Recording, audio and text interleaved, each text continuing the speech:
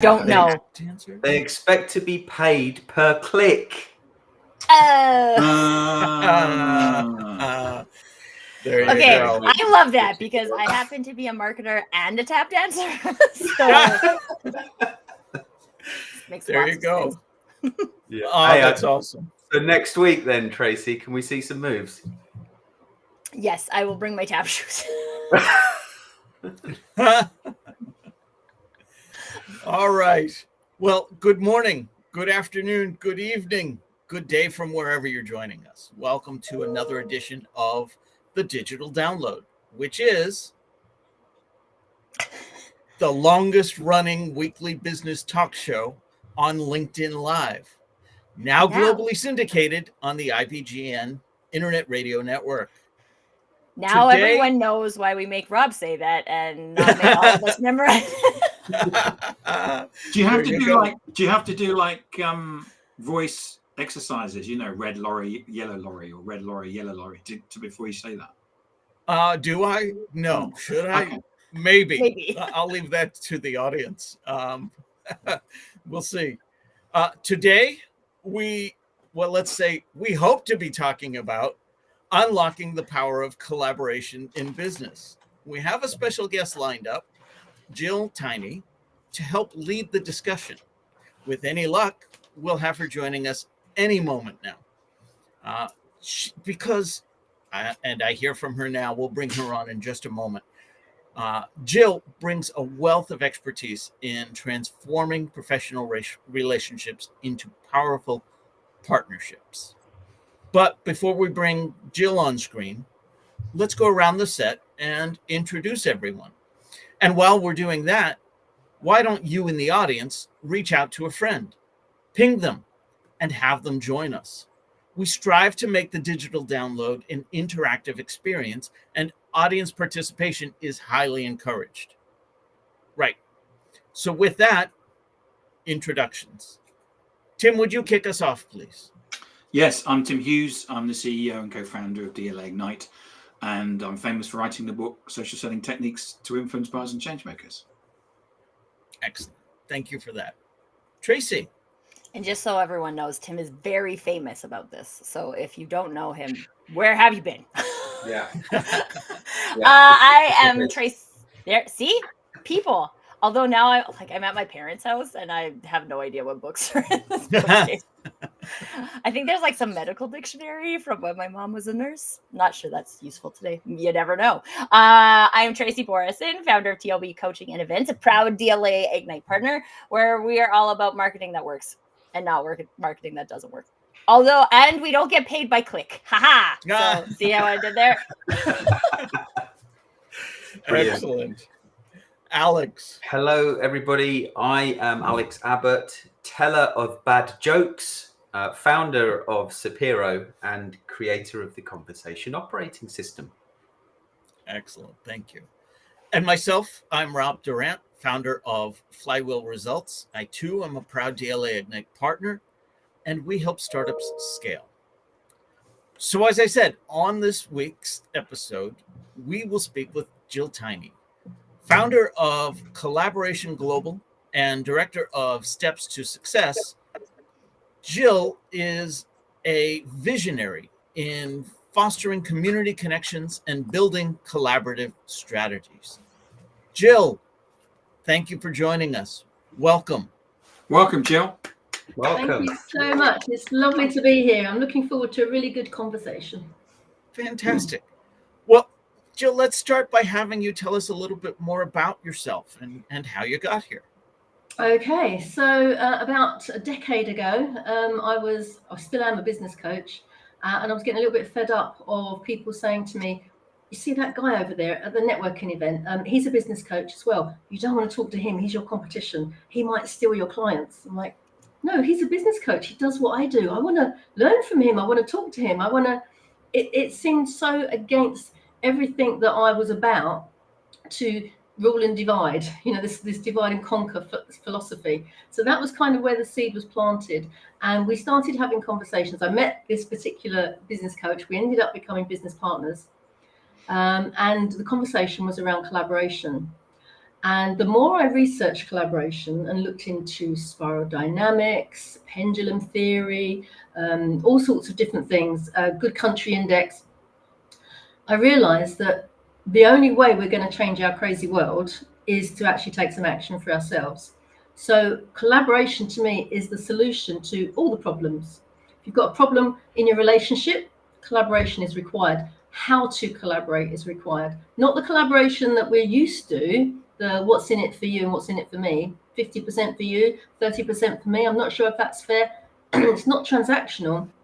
It's the collaboration that will transform a relationship, an individual, a community, a business, and ultimately, my plan, change the world. Why not?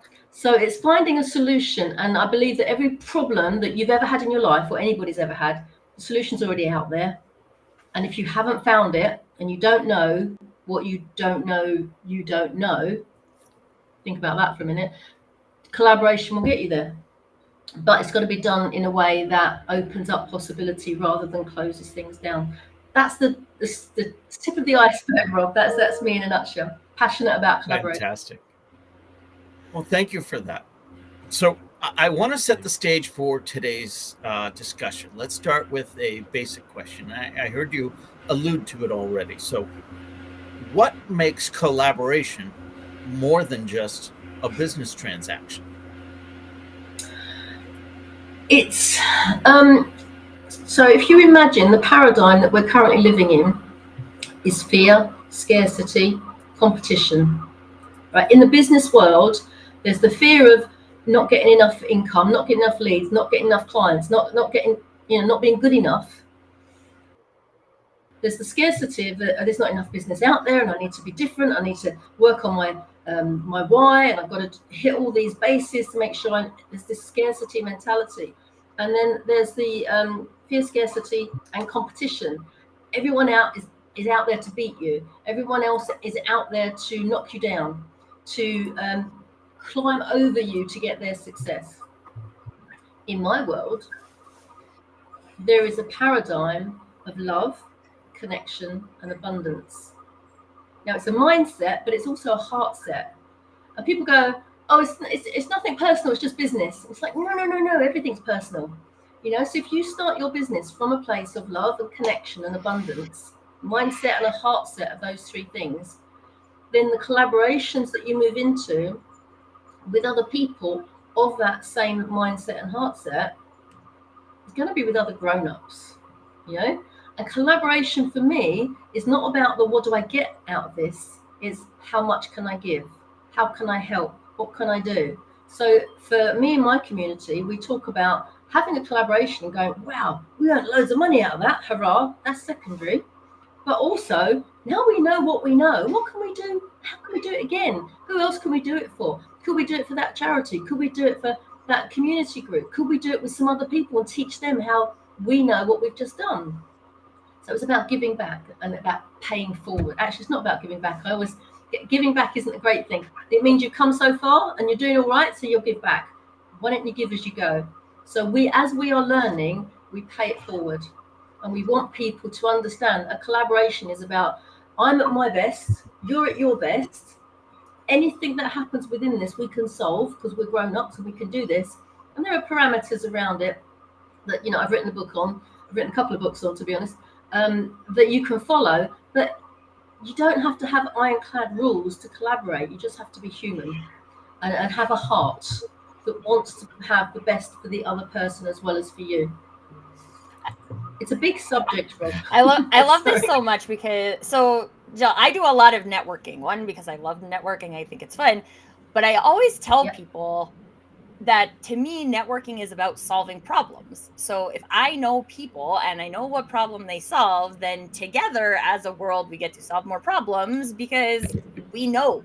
And one of the things, Rob, I don't know if you know this, but you said this like ages ago on the digital download about how it's not about who you know and it's not about what you know, but it's about who knows what you know. And like, for one, I tell somebody that every day. So just so you know, you're famous. You're equally famous to Tim. Maybe. Not so much. But this is this is the thing, right? But it does take a mindset of collaboration. I like to use the phrase collective contribution. So it's a little bit different than collaboration, but as a collective, we are making our unique contribution. And when we get to do that, we can solve a whole bunch of problems that couldn't be solved before because we weren't collaborating. So I'm just like, I'm on this team collaboration with you, Joe. Fantastic. So Jill, I'm just thinking about. I love what you're saying, by the way, and I'm just thinking about an organization or a business. I've spent most of my career in sales, so I'm thinking a sales organization that is so focused on the quarterly forecast, very transactional in a sense. They might be working strategically to develop business, but they're like, well, we don't have the time for that. How do you address that? Well, it's the old adage, isn't it? If you haven't got the time to do it right, have you got the time to do it over? And I think once people realize that the value of creating a culture that is founded on love, which a lot of people, oh, in business, all right, Jill, that's a bit soft, but talking about, it's our superpower, right? It's the thing that connects us. You will not have an HR problem in your business if you found it on love, because you'll find a way through. But also, it's that kind of being aware, once people understand it, that you've got to build the culture that will support everything else. And if you've got a culture of collaboration, of this mindset of abundance, and not what's in it for me, but rather how can I help, then all of a sudden the ego isn't required as much as it perhaps is in a competitive world. You can take your foot off the gas and listen to people and understand what they're saying. And ultimately, you get bigger and better results as a result of doing that. It might be sticky in the beginning because you're not used to it. But as time goes on, it's like, wow, why did we not do this before? Yeah, I think one of the best jobs I ever had, there was a real feeling of connection and collaboration and trust within not just our team, but across the teams. Yeah. But I can't help but think, as I'm listening to you, in tech, for example, we've seen, I think Tim might have the numbers, I might get this wrong, is it 400,000 redundancies in 2 years across 1,500 companies? And creating an environment of love and collaboration when people are getting laid off must be difficult to do, because we hear leaders talk about, well, we're a family, and there's been a lot of posts on LinkedIn that I've seen that employees are saying, well, stop saying we're part of a family, because you wouldn't get rid of your brother or your sister. Well, but also, I think more importantly, like, what type of level of collaboration is innately present in a family, right? Like, I love my family, love them, but we can't even decide what to have for like Christmas dinner until the day before, right? Like, the level of collaboration isn't really that high, right? Especially innately, right? Like, it doesn't innately exist. You can create it within a family unit, but it doesn't innately exist in a family unit. So if we're talking about like the whole business is a family thing from a collaboration perspective, it doesn't innately exist unless you have the intention of creating collaboration.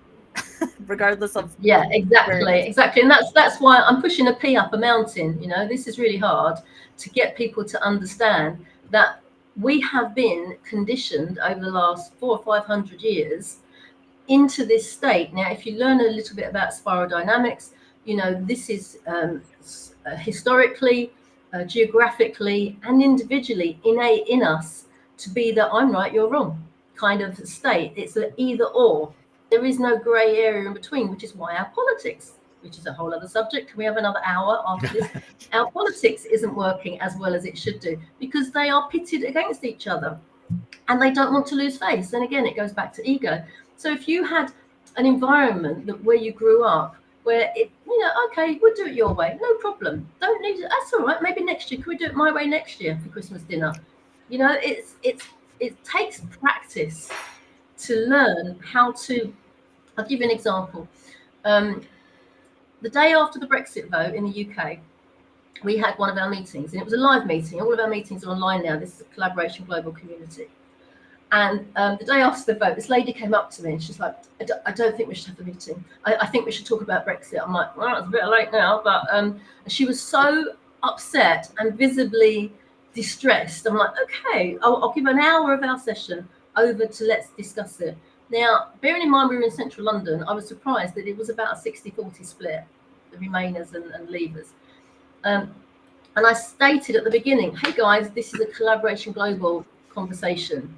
So we're based on love, we're founded on love, mutual respect. We listen, not with intent to reply, but intent to understand. And we have to have respect for ourselves and respect for others. If you go. And we had an hour of conversation that was emotional, to say the least. There were tears, there was upset, but people weren't upset with each other. They were upset with the situation. There was no anger. There was no being mean to each other. It was just a proper conversation. So after an hour, I kind of went, right, we're going to close down now. We've done an hour. I think we're never going to solve this conversation, but let's move on. And I'm just like ready to go on to the next bit. And without my intonation, as one, they stood up. There's about 35 people in the room, and they went and they hugged each other. And I lost the next 10 minutes of the meeting because they were just like, oh, thank you so much. I really appreciate that. And what the conversation was is, I haven't necessarily changed my mind, but I now can see it from a different perspective. I didn't know that thing. I didn't realize that. And that's the difference when you have grown-ups. And I keep using this phrase, but it's about mutual respect. So when people come to us in our meetings, I'm very flippant.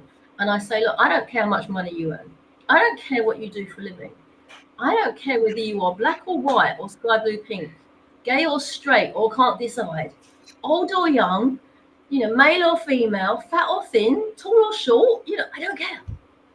You're a human being first. So I love you. That's my given. Because I love you, I respect you. Because I respect you, I trust you.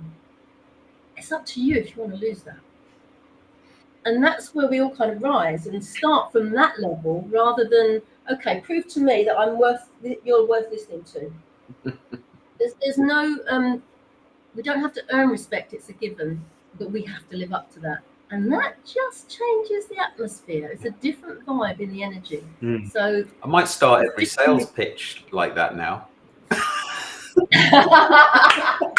When someone's on their phone and they're not really listening, they're like, go on, pitch to me.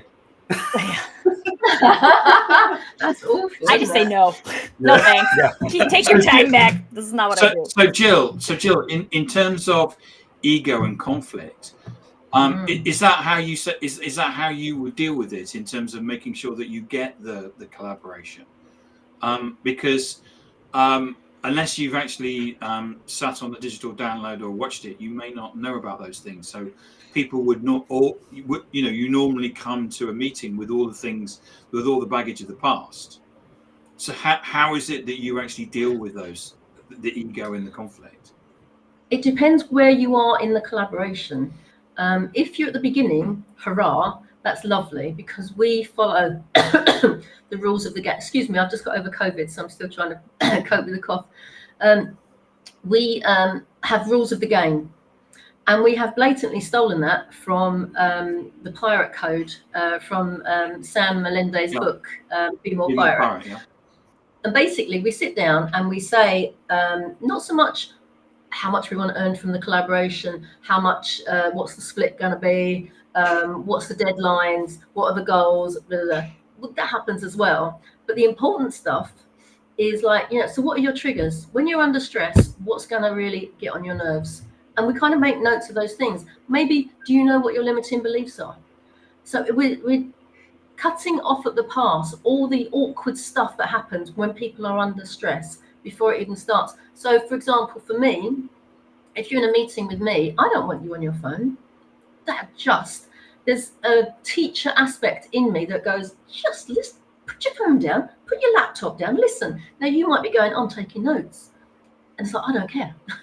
But if we don't have that conversation at the beginning, you don't know that if I'm at the end of my tether and you're on your phone, that will tip me over and you'll see me in not a very nice mode. But having those conversations in the beginning, so we know, I better not be on my phone today. I can see Jill's a bit, it's those kind of awareness and giving and receiving.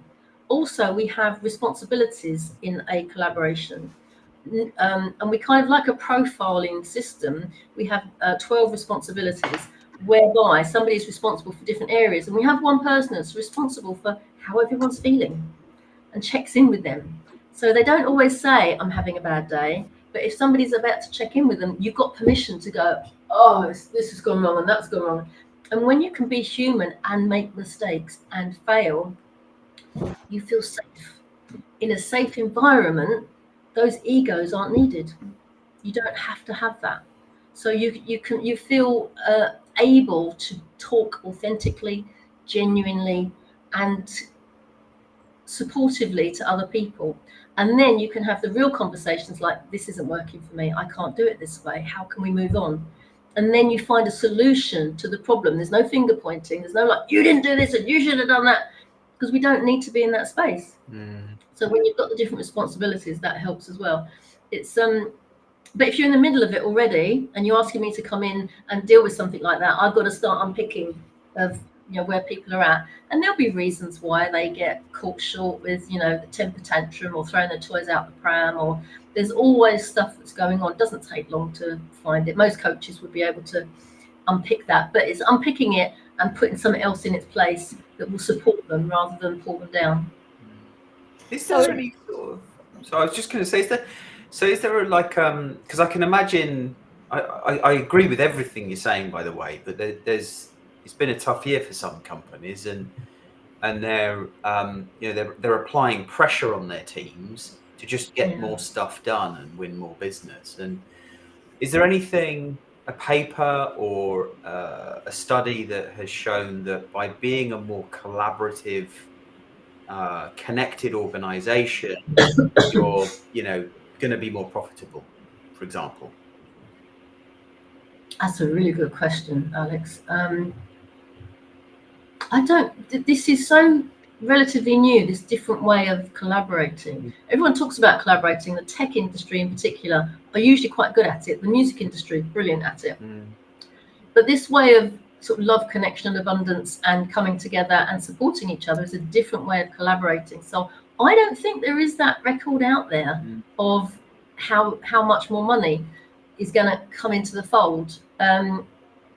Maybe that's something I need to put on my list of things to do. I don't know. I have experienced people, by being supported and being your best self and having this personal growth, it's almost inevitable that your business is going to start growing as well. And then when you start working with bigger businesses, your income does start to come in. But no, I don't know offhand of any study that's been done. But yeah, it should be done, really. Okay. I think there's actually, I don't know of the study, but I feel like there's an organization called Strategic Doing. I don't know if you guys are familiar with it. Actually, our friend Lenwood, who used to come on the show sometimes, is working with the guys at Strategic Doing. And they're an educational institution. They do training in ecosystem building and collaboration. And I'm like 95% sure they've done some kind of study, because they're always doing a study of some nature. So yeah, I don't know if people want to explore that. Strategic Doing there. Thank you. I'll check those out. Strategic Doing. Tim has the book. Awesome. There you go. I've not heard of that before. I'll check it out. Thank you very much. And Gill, I have a question about, you talked about self-awareness, and my experience in big business in particular is that there's actually a very small level of self-awareness that a lot of people bring to the table. So when I think about like two business coaches collaborating, this makes sense. You can have that type of conversation because you have that level of self-awareness. But what if there's like a key collaborator here that like is not willing to play the game? Does that like break the whole thing, or is there something that like the collaboration can do to help move that? The collaboration can definitely do something to move that. I mean, I am focused on the SME world. That's my world. I've run and started several businesses and still have several on the go, but that's the world I know, and that's the world I focus on. Also, from the point of view of world domination, we are the backbone of the economy, the SMEs. So that's why I focus on, look, if you're good when you're small, then when you grow, this is going to be so much easier for you. Going into the corporate world, I've purposefully not done much work in the corporate world for that very reason. As I walk through the door and I can feel the atmosphere is not quite sunshine and roses. Not always, but on occasion that I've been there and it's like, oh, I know this is going to be hard work. And I don't like hard work. I'm too lazy.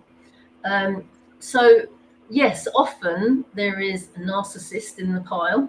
That person that wants to just be seen as being the best person and always puts a spoke in somewhere to trip somebody up. But I have seen, this will surprise you,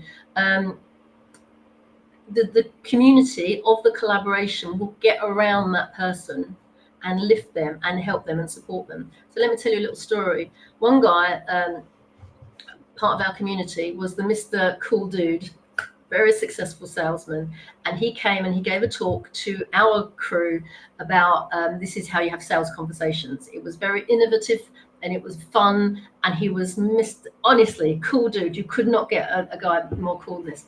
Love him to pieces.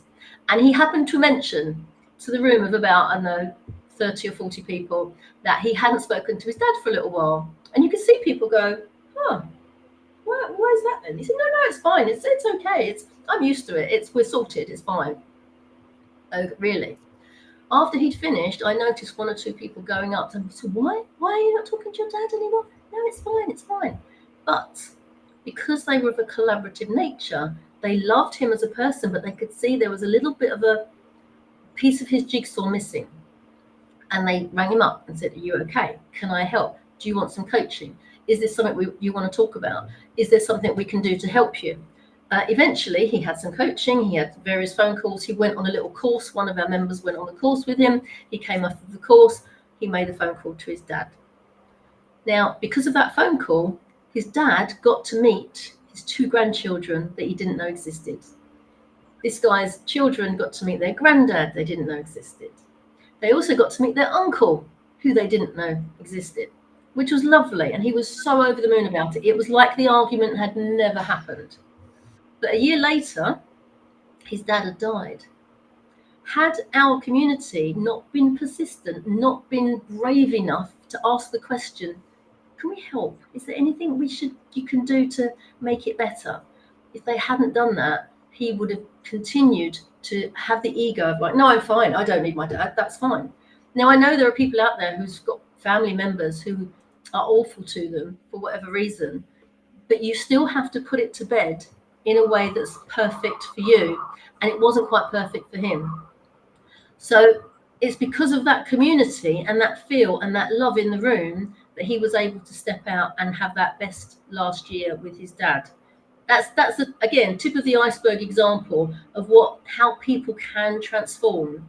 And the only way you're going to get a really good collaboration is when everyone in that community, everyone in that collaboration, whether it's 3 people in the team or 25 people in the team, they have all had some work done so that they can move over the problems that come up with each other and with outside of the area.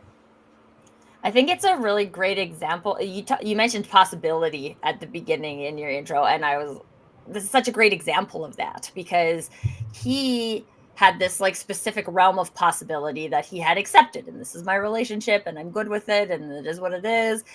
But other people saw a different possibility for him, and not only did they see it, but they presented it to him and gave him an opportunity to say, like, do you want to believe in this possibility? Because if you choose not to, that is fine. Like, we can't make you choose a possibility. But also now there's new ideas, a new possibility for this, which like manifested in a beautiful way. And I think this is something to think about too, even in terms to your question, Alex. Like, is there a study? Like, what could this look like from a business perspective, right? And I want to share us like a personal example quickly, because 2 summers ago we lost my father-in-law to a very short battle with cancer. And I was working on this project with a couple of other people, and we had a project management call 5 minutes. It started 5 minutes after I found out that my father-in-law had passed away. And so I was like, I'm just gonna go do this, right? Like my brain isn't really working. I don't know what I'm I have this call, I'm just gonna do it, and then I'll think about it. Yeah. And one of the lovely things, it was me and a couple of coaches who were participating in this conversation series. And one of them asked me how I am. And when we started the whole project, he was like, I want both of you to promise that you'll tell me the truth. If I ask you how you are, that you will tell the truth. I love him. Yeah, I love him too. His name is Alnor. Everyone should know him. So I did. And I was like, I don't know. I don't know, because I mostly am just in shock. I don't know what I'm feeling. And this was a 30-minute call. And for the first 20 minutes of the call, both of these people they just like gave me space, and I started crying, right? And I was like, I have this pizza in the fridge that's like our leftover pizza that me and my father-in-law used to share, and we were the only two that ate it, and I don't know if I can eat it. And like things which as individuals, I think we think sound ridiculous, so we don't want to voice, but it was just amazing to like have that space and support in a business perspective. And then I got to the place where I was like, oh, okay, I've actually like had some time to process this. And we had a very productive 10-minute meeting, which is really all we needed in the first place, to like figure out the project management stuff, and everything was fine, right? And I think it always made me think, like, what if, right? Like, what if this was available in the corporate workspace? Because we actually used the same amount of time to achieve, from a business perspective, what we were hoping to achieve. But not only did we do that, but we invested in each other in such a meaningful way that, I mean, you can't, maybe there's not a study, but that's got to help team dynamics. That's got to help productivity, because every single time I've seen it, it's true. So it's possible in a work scenario as well. Yeah, we're all human beings, and we all function in the same way. When we're sad, we want to be telling people, but we're so used to putting on a mask of like, you go to a networking meeting, how's business? It's fine. And actually you're like, oh my God, business. And you're desperate for business, and it just doesn't work like that. But if somebody would feel brave enough to go, well, actually, I've had a really bad day, then you get support, you get help, you can do something about it, and then you're grateful to those people. It builds these connections and it builds these relationships that you don't forget in a hurry, and you're going to use them again. Yeah, thank you for sharing that, Tracy. Yeah, beautiful. It's Jill, sorry, can I ask one more question? Please. Yeah. Because now my brain is going like, is this a chicken and the egg kind of scenario? Like, is there a certain amount of authenticity that's required to build collaborations, or can like collaboration be the mission? That's kind of my question as well.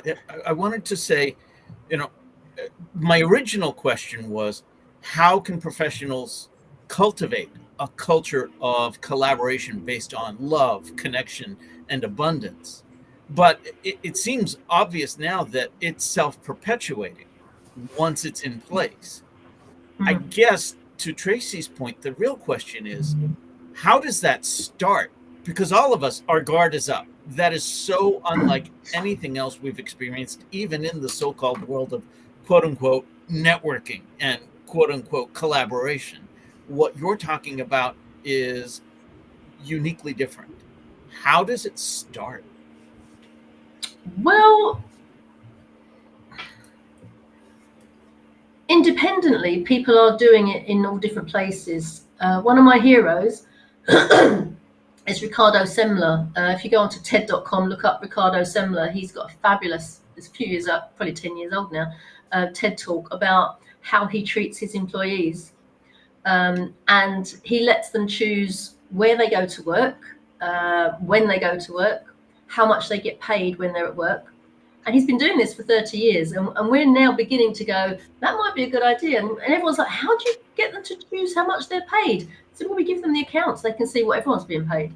Oh, well, what's wrong with that? That's a brilliant idea. I love that idea. So it's this kind of freedom. And I think the boss, the person that owns the company, has to be brave enough to realize that, okay, what's gone before could be so much better. Let's start again. And this is how I want to do it. Now, what we're doing in Collaboration Global is I'm holding the space for some people to come and practice. This is what it feels like to be in that space where you can make a fool of yourself, try stuff out, help people, ask people for help, and just have that honesty and that authenticity to go, yeah, I don't know what I'm doing. I haven't got a clue. We're all in that space. Every so often, so many minutes every single day, we're like, what should I be? So there's no right or wrong because we're human beings, okay? And once you understand that, all of a sudden it lets you off the, I'm doing it right. There's no should or ought or could or need to. It's just about trying stuff out that's going to benefit other people. It's going to help other people. And most of the time, you'll get paid because of it as well. But sometimes you should be doing stuff that you don't get paid for. It's not about chasing the dollar. It's about ensuring that your talent and your skills are out there to help as many people as you can. And you will find that the money comes alongside. It doesn't have to be the major focus. It can be an add-on. It can be an also-ran. So I think when people are starting out, because it's historically, we've been conditioned into doing it this way, and now we have to learn that there's another way. So if you look at spiral dynamics with Claire Graves and Don Beck back in the 60s, they were saying that in so many years' time, 50, 60 years' time, we will be evolving into the teal phase. And that teal phase is self-organizing. People will realize that you don't need a hierarchy. You don't need somebody in charge. You don't need somebody to set the rules. It's organic and it happens naturally for the benefit of everyone. So the likes of John Lewis in the UK, all the staff own the company. So it's those kind of changes that are slowly going to emerge, and technology will support us in that, so that we realize that, you know, you don't have to have the boss who's telling you what to do, that you have to be scared if you take half a day sick. All of that will eventually move away because it will be, I'm doing something I love the people I work with, I love the person that owns the company, or I own a bit of the company and I'm very proud of that company, and I want to do the best I can for the company, and I want to grow, and they're helping me to grow. That's the whole package of what we're working towards. So for me, I'd like to be able to say to the governments of this world, when they're giving us these laws, you know, I don't need a law to tell me to be safe on the road.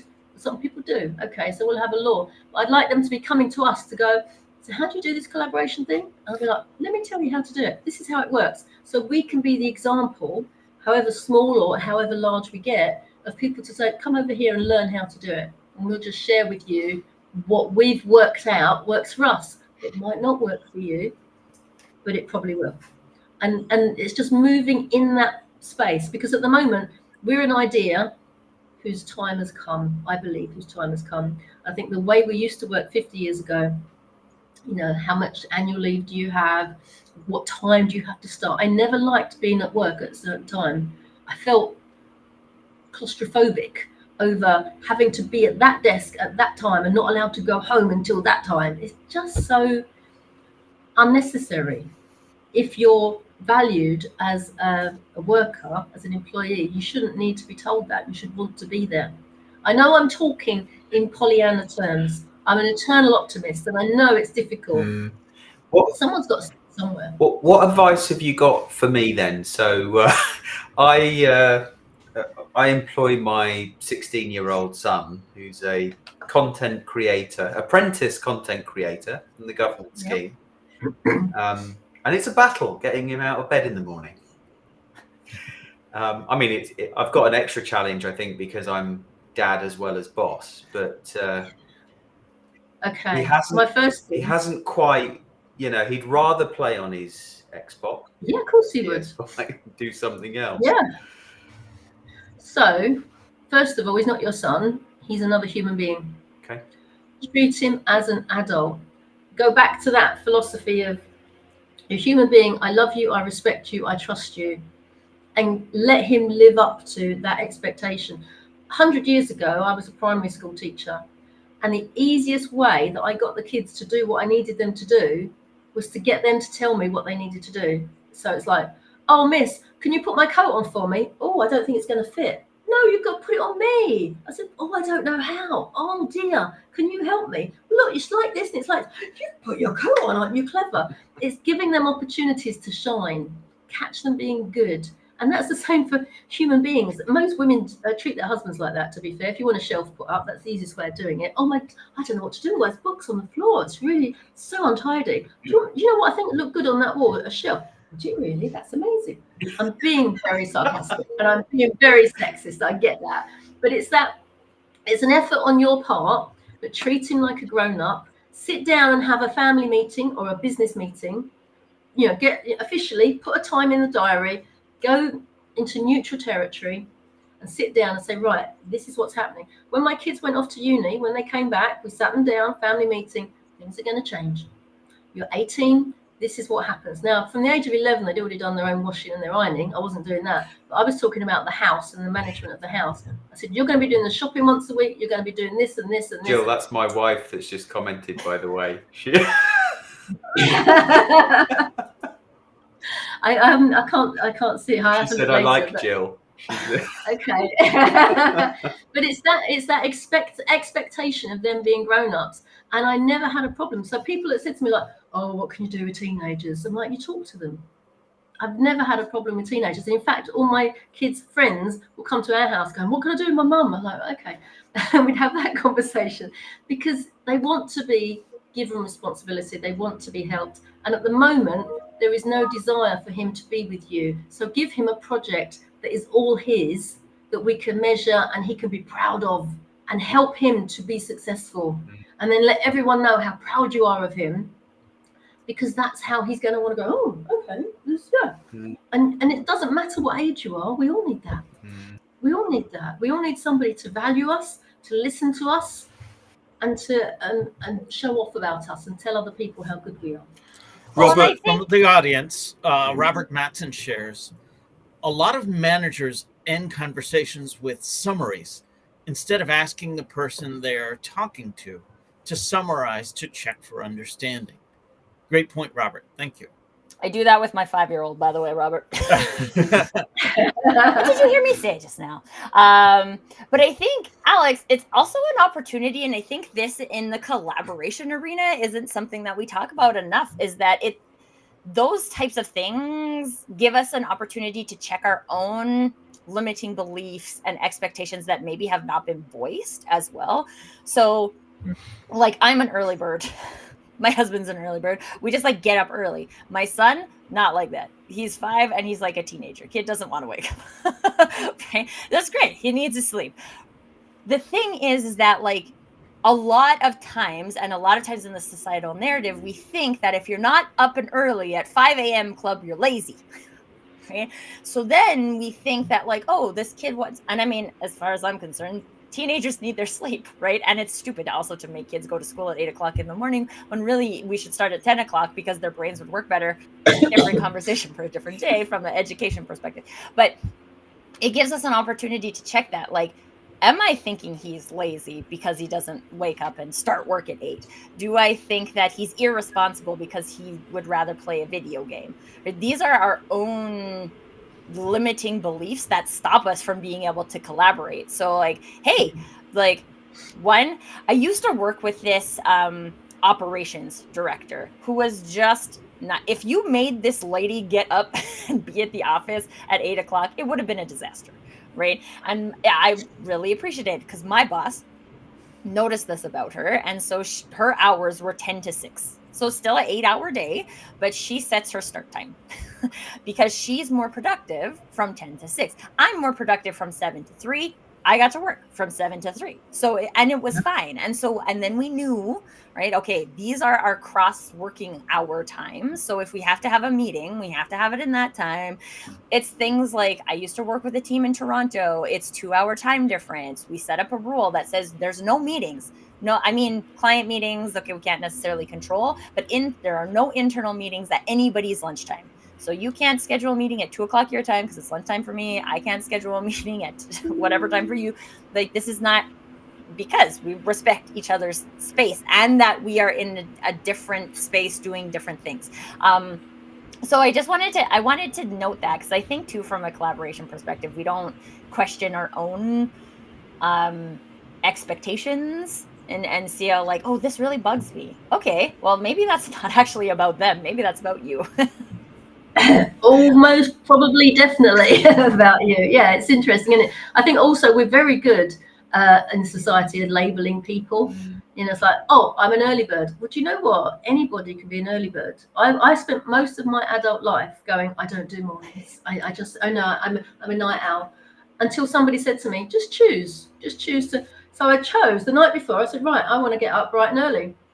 I was awake at 4 a.m. the next day, but I was bright and I'm wide awake, and I couldn't believe it. And I said to this guy, what's the point of me waking up at 4 a.m. in the morning? He said, you've got to practice. You've got to tell yourself what time you wake up. So eventually I became a 6 a.m. person. I don't need an alarm anymore. I choose for my brain to wake up at 6 a.m. and be alert at that point.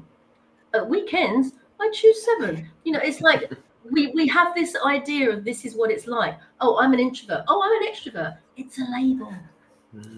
It's something we can choose not to have.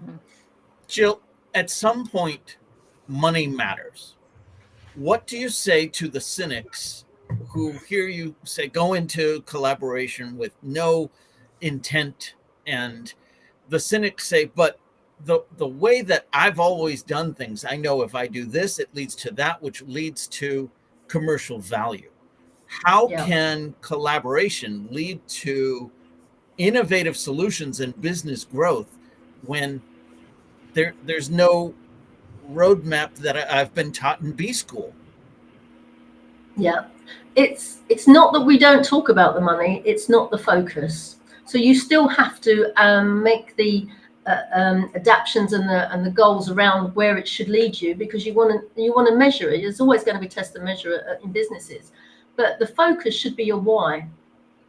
The why are you doing this project? To make loads of money? That's not your why. Because if it is your why, then anybody that gets fed up with it, or anybody that isn't happy, or anyone that isn't pulling their weight, it causes problems. But if you can say, right, well, if our why is to make X amount in order to do A, B, and C, and A and B is what we're expected to do, and C is actually running an event for charity, or we can give 10% to charity, or whatever your why might be. Or if we do this, then the company can do an away day or whatever. But make the why, not the money, because when it's this stuff, you know, we learned in pandemic, didn't we? What was the thing we missed in the pandemic? Was it the money coming in? Well, maybe, but mostly it was the people that we loved. It was our friends, it was our family, it was our communities, it was the people we worked with on a daily basis, because we were stuck at home and we couldn't see them. That was the problem. It was the human interaction. So your why is not the stuff that you get with the money that you earn. It's about the relationships. And when you learn to forget the stuff. So I'll give you an example. A long time ago, when I was first in business, we had a bit of an upset and somebody did us over. And we then owed, because of them, lots of money to lots of other people. And we then spent, long story short, we then spent 2 years paying it all back. So for 2 years, we had a car we couldn't afford to run. I learned how to walk and catch the bus. We didn't have a takeaway. We didn't go to a restaurant. We didn't have a holiday, you name it. I didn't buy an item of clothing, not even a pair of knickers, nothing for 2 years. And you know what lesson I learned from that? Oh, it's wonderful. Marketing no longer works when you're not looking at things. You weren't bamboozled. You didn't have to go shopping. I got so much time back. I wasn't funneled into the marketing people's funnel in order to come out and buy something that was stuff. I didn't need stuff any longer.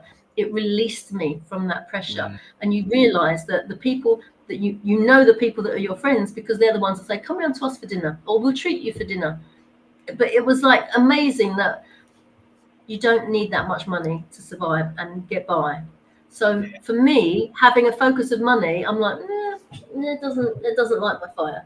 And I think majority of people, if they're honest, if you're told this will make you £20,000, let's do this, you're like, okay. On its own, it's not enough to get up early. It's not enough to work really hard. It's not enough to work late nights. It's not enough to put up with that idiot that you're having to put up with in the collaboration. It's not enough. But if you have a why, then you'll overcome everything. Yeah, love that. We have a And couple of comments I want to make sure to share, and then Robert's turn it comment over is to you, really good. Tracy. Robert Matson shares, if you know where you're going, you probably will not make a new discovery. Sometimes it's important to have an explorer mindset.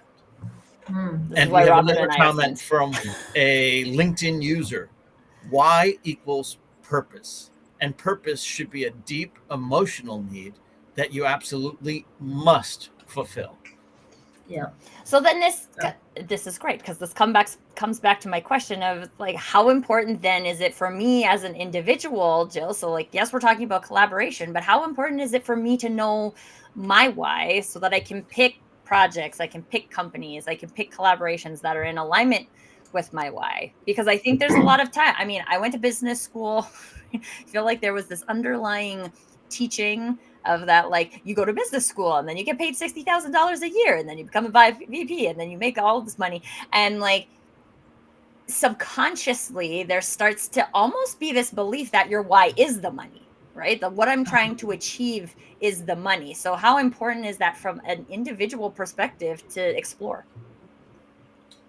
Do you know when you've maybe at school or college and somebody said something to you and it's like mic drop moment and you're like, whoa.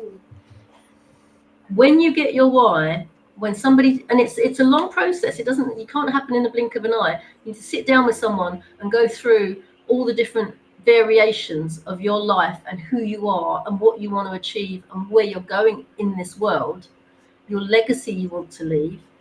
Once you've worked that out, it hits the note that you go, that's me. Oh my God, that's me. You transform. It's not a change. It's not like you can go there and then come back again to where you were. You transform so much that you will never be the same person again.